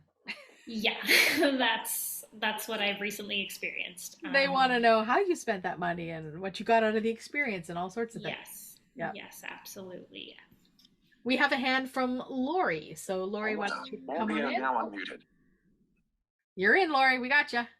I really liked the poem about Warrior. It was, even if it's only a minute or so. Thompson has lifted. Even if it was only a minute or so, it was very, very, very uplifting to hear that kind of a story that you wrote riding your treadmill and everything. So really shows that from your heart and everything, what you wrote about that. Thank you so much. And it actually came very hard and fast. The original version was even faster than what I did, and I'm basically just, basically wanting to yell it into the space. But that doesn't do very well over Zoom, and we know there's a time lag, and people have troubles with their technology. So I was advised by a friend, maybe you should just slow it down, right? Mm-hmm. So, but thank you so much for what you said. It's really this is probably my most favorite piece I've ever written, and. So thank you. Do you ever think about expanding it, Laura? Making it longer? Making it longer? Yes. Yeah. Oh yeah. I probably could. I have to be in the right headspace, and honestly, I'd probably have to have a lot of chocolate in my system. Now lowered. And maybe if an incident, which incidents in our lives happen all the time, maybe if I get into that really hardcore angry space, I probably have to be in that angry, ranty space to have it flow through and write something. But those things happen kind of all the time. That was the point of the piece, right? So it'll probably happen, but that's a good idea, Amy. Thanks. Were you angry when you wrote the piece, if I may ask? Or I'm probably angry like all the time about something. I was probably on the treadmill and just thinking about something that happened, and then all of a sudden something came to me, and I'm like, oh, and I switched over.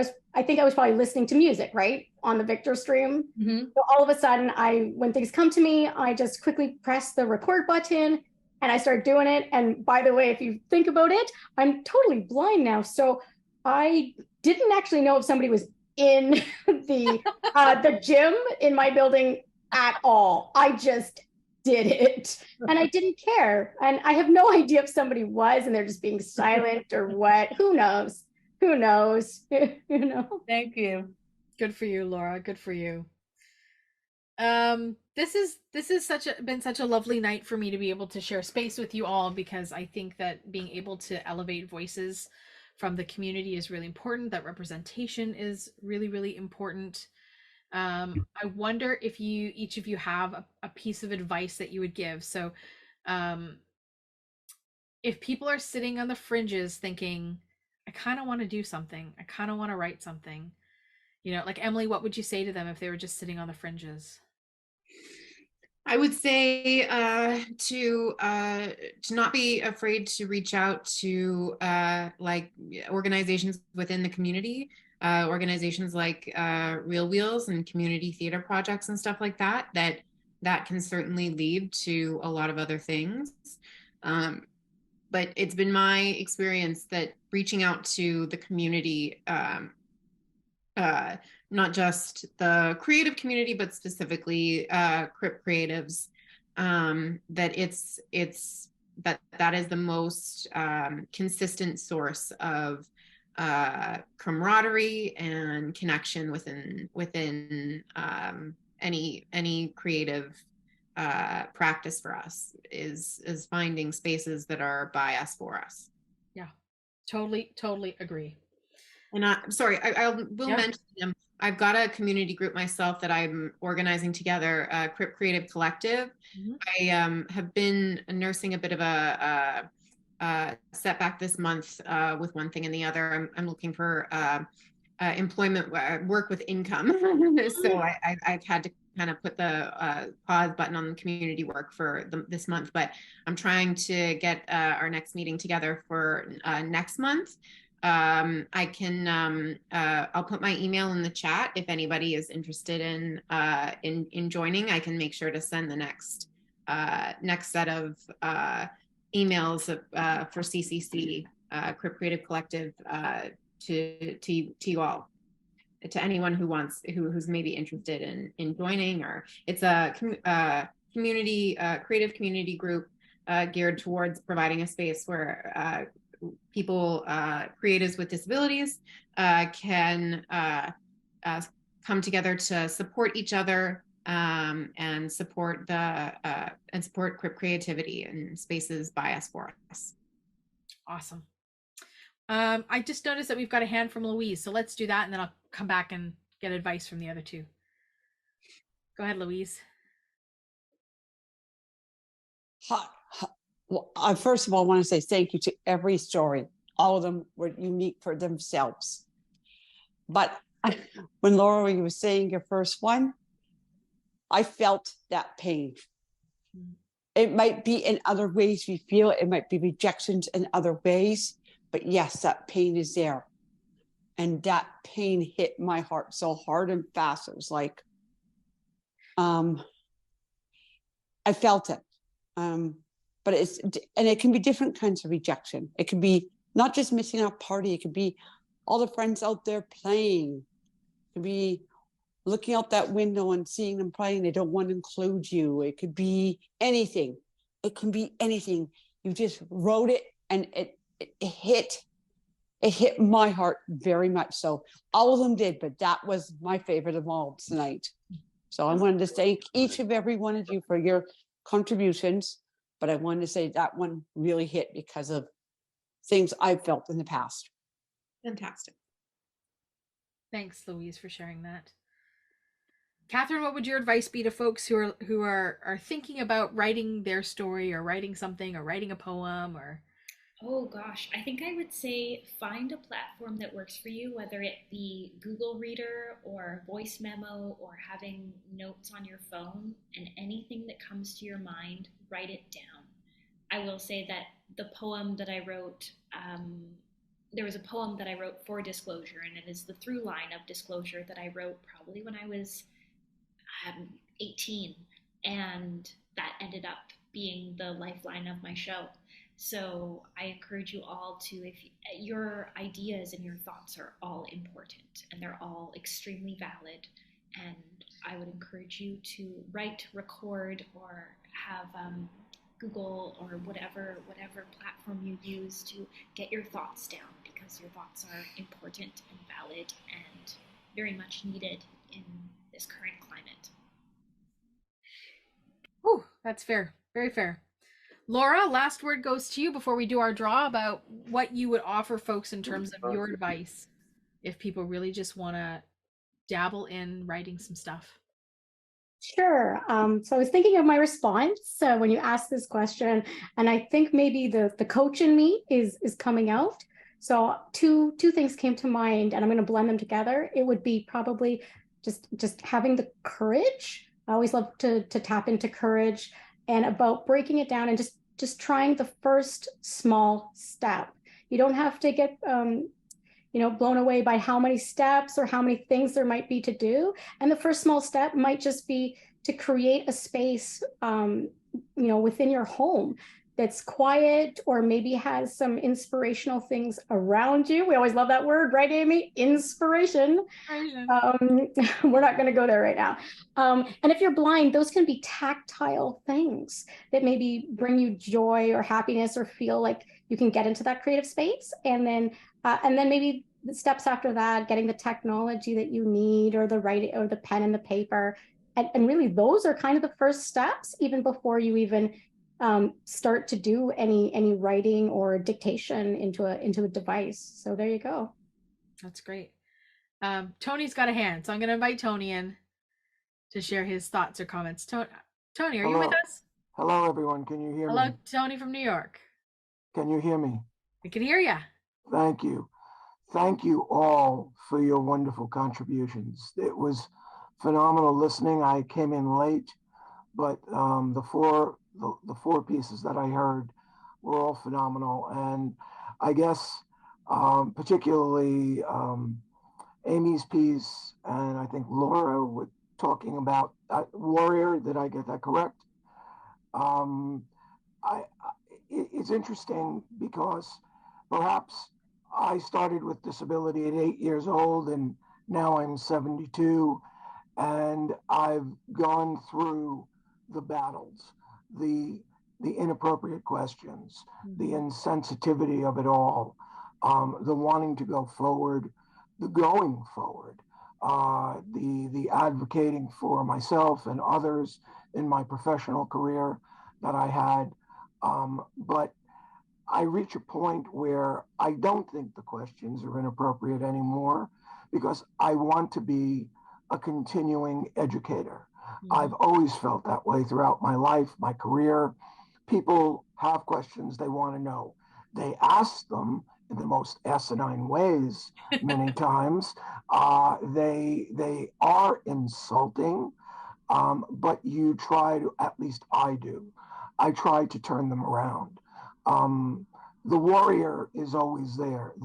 Call it warrior, call it eternal advocate, call it eternal educator. There are many ways, and perhaps I've mellowed. My career was advocating and placing people with disabilities, and I went on for the Office of Civil Rights, where I advocated for and went into complaints that people had about being discriminated against, particularly on the basis of, race, color, national origin, disability, sex, etc. And so, I guess I've mellowed, and I don't think the questions are inappropriate anymore. I want people to ask, because I wonder what they're thinking when, an old blind white guy passes by with a cane, and I successfully navigate them who've decided to hug the wall as I pass by, because I may hit them, or I may breathe on them and they could go blind, or any number of other events that we think could happen, or they think could happen. But I want to thank all of you for your contributions, for your artistry, and for making us all think. Disability or not, you make us all think, and I don't think I can ever do what any of you do, but I do believe that I can speak, and I can answer people's questions, and I always willing to. I love the child that grabs my cane when I'm walking along or at a park or something, and I literally take the time to show the child how a cane is used.